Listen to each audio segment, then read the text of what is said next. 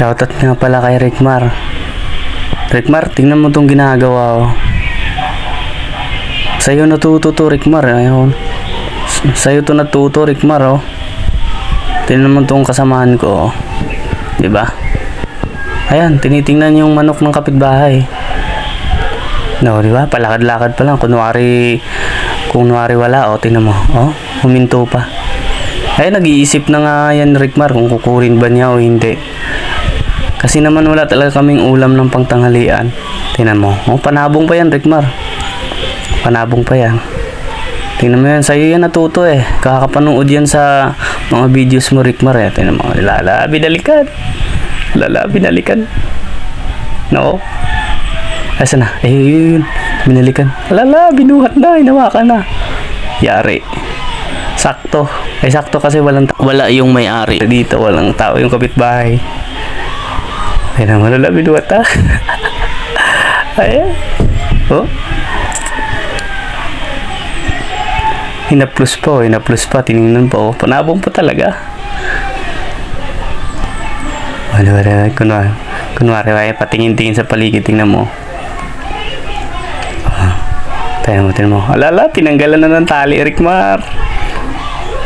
Ikaw talaga may kasalanan dito, Rickmar, eh. O, tingnan mo. Wala, tumingin pa sa akin, oh. Wala, tinanggalan na talaga ng tali. Tinanggalan na talaga ng tali. Loko, wala, lilipad pa. Uy. Baka wala pa yata. O, tingnan mo. Tingnan mo, Rickmar. Tingnan mo, yun pa talaga pinili. Batang-bata pa. Paldo. Malambot pa yan. Malambot pa karne niya. Asan na yun? Saan napunta? Ayun na, Rickmar. Ay na, Rickmar. Tingnan mo, Rickmar. Ay, nakuha talaga. Panabong, oh. Batang-bata pa naman.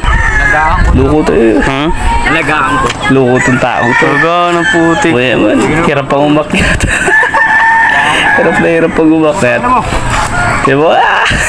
Hindi ka pa mahulog. Madulas pa yung daan. Diba? Ayun na, Rickmar. Wala pa. Ayun. Ha? Tingnan mo naman, Rickmar. Dahil sa'yo yan, Rickmar. Dahil sa'yo. Ano? Dahil sa'yo, natuto.